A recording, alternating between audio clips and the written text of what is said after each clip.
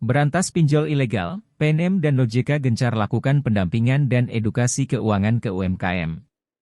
PT Permodalan Nasional Madani, PNM, turut berkolaborasi dengan Otoritas Jasa Keuangan, OJK, dalam memberantas pinjaman online, pinjol, ilegal di Indonesia. Bentuk kolaborasi yang dilakukan dengan melakukan pendampingan kepada ibu-ibu dan pelaku usaha, mikro, kecil dan menengah, UMKM, di Kabupaten Goa dan Makassar. Raden Ali Kepala Divisi Transformasi PNM, mengatakan pihaknya dalam membantu nasabah agar tidak terjerat kasus pinjol ilegal, PNM telah rutin memberikan edukasi kepada UMKM.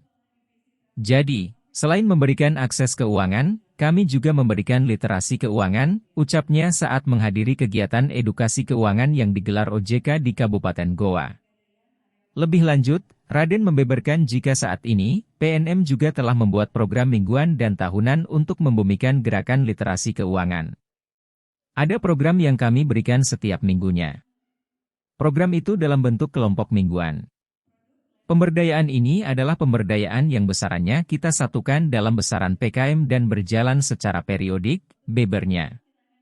PNM tidak hanya memberikan interaksi pembiayaan tapi sekaligus modal intelektual dan sosial, tambah Raden.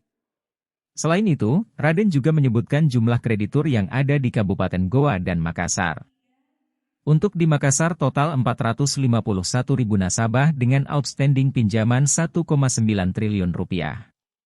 Sementara di Goa sendiri kita ada 41.000 nasabah dengan total outstanding pinjaman sekitar 200 miliar rupiah, jelasnya. Sebelumnya diberitakan, OJK juga telah membentuk Satgas Pemberantasan Aktivitas Uang Ilegal yang bekerja sama dengan pemerintah dan pihak terkait untuk memberantas pinjol ilegal.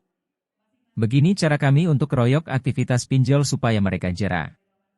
Kami juga menggandeng beberapa perusahaan seperti Pegadaian, Bank Sulselbar, dan PNM untuk memberikan pendampingan kepada warga, ucap Kepala Eksekutif Pengawas Perilaku PUNJ, Edukasi dan Perlindungan Konsumen OJK, Friederica Widyasari Dewi.